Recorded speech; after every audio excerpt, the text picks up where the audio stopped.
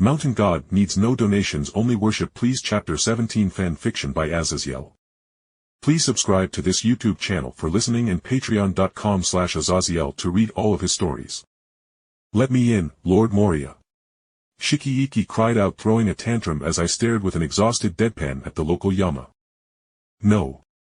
Lord Moria, leave your mountain and join me in helping people absolve themselves of their sins. If you help me pull out people's negative karma and I then lecture good values upon them, they will certainly become better people and won't have to suffer countless years of torment to repent for their sins. Shikieiki begged, and although she was no longer on the verge of tears from me ignoring her, she had somehow managed to convince herself she could make me, a mountain god, leave the mountain to basically be a Buddhist monk or something. Shikieiki, I am literally stuck here on this mountain and no matter of determination will allow me to simply leave. Hell, I don't even want to go around doing that, as even if we take all the negative karma from them, that still won't absolve them of the sin they did when they are judged in hell or whenever they do more sins anyway. I tiredly explained patiently.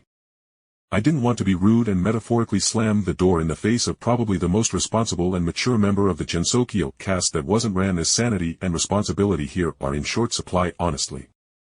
Most incidents here in Gensokyo are the result of people just wanting entertainment after they dress up after all.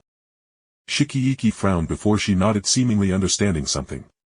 Ah, I see. You are a mountain god, after all, you can't just leave your mountain. She slapped her sin counting board in her palm, showing her determination. Don't worry, Lord Moria, I understand your physical deficiency renders you inoperable outside your mountain range of influence. Therefore I shall consult with the Lord of Yamas, the true underworld's leader, Lady Azazyel, on how to free you from your mountain so you can take up the scared task of cleansing the world's sins. Shikieiki then bowed deeply to me in respect as I stared at her with my face twitching, but before I could reboot and stop her from alerting an actual, high-powered goddess about me, she merged into some fog she summoned and disappeared. But I don't want to be another hobo Jesus. I have an amazing church just here on my mountain. I cried mentally as I teleported and threw myself into a bed in one of the spare rooms. Even as I attempted vainly to smother my human form to death with a large pillow, I couldn't help but twitch as I felt Marissa of all people was scouting around my barrier, but she wasn't attacking it or anything, so I just ignored her as my mind was filled with the thoughts of some half-rotting woman coming over here and trying to turn me into a super battery or something like what happened to the mountain spirit that formed on Mount Fuji. Bah! Fuck those Shinto assholes, they want to fight, I will give them one.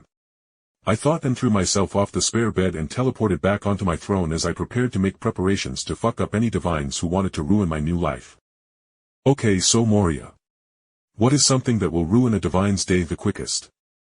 I thought before my mind instantly went back to the anti-divine noble phantasms in FGO, and although I was scared of actually doing this, I was already feeling the pressure of the possibility of the Shinto pantheon popping the barrier surrounding Gensokyo, and even if I technically had infinite power at my fingertips to protect myself, that still didn't mean I couldn't be taken by surprise. My consciousness left my human form and I assumed full control of my mountainous form, making a loud thrumming noise droned out, waking up the children and hero from their slumber as I worked. Mana was taken hand over fist from the Mother Earth as I began madly filling several pieces of metal I collected until they glowed a deep golden, and I could now feel the obviously female presence of my mother figure as she felt my hunger for mana. And she gladly provided it as glowing red veins formed across my mountain's body, visible even from the surface, looking almost like molten streaks of blood that were easily seen from across Gensokyo during the night's darkness, making the red streaks stand out. I grimaced at the pain of what I was doing, but the tricorn spearhead with a sword length of a handle was worth it, as at the tip I pushed the concept of heaven from my eyes into it, the middle section had the concept of reality pressed into it, and lastly it was only with the help of the presence hovering over my shoulder that I was able to press the concept of the earth into the bottom section. I faintly heard Ran calling out to me as she frantically rushed into my throne room, but another female figure grew out of the marble in front of her and grabbed the kitsune by the throat, and with a spin through the nine-tailed kitsune so hard she smashed through the meter-thick marble and gemstone door I heavily enchanted to be as unbreakable as possible. I grabbed my new weapon to protect myself, still reeling from the creation of the weapon, and as reality itself screamed in resistance when EA started spinning, the blue-haired woman smiled and reality shifted with EA outside my hand simply floating a few feet away, and I was being lovingly held within the arms of the woman who grew large enough to cradle me as though I was a baby. Her X-shaped eyes were slightly creased as she brightly smiled, and I felt her holding me tightly to her breasts as she whispered, and I heard the most beautiful voice in existence. It was like her voice was sand rolling across dunes, it was leaves blowing in the wind, it was waves breaking upon a beach. But I perfectly understood her words as she caressed my hair. My son. My son. She sniffled and a large tear fell upon my face as the X-shaped eyes showed more love than anything I have ever experienced, but I didn't get another chance as she buried my face into her chest and rubbed my back while holding back her own shudders. The gods will not take another one of mine. You are mine. My son.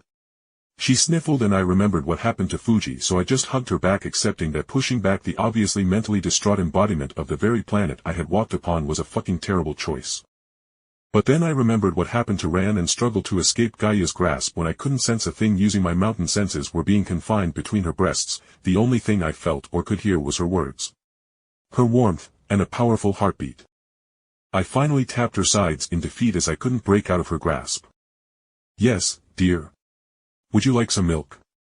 She asked, gently rocking me back and forth. To hell with your milk. I want to know if my MILF Kitsune is still alive. I thought before finally breaking free of her breasts with a bite to them.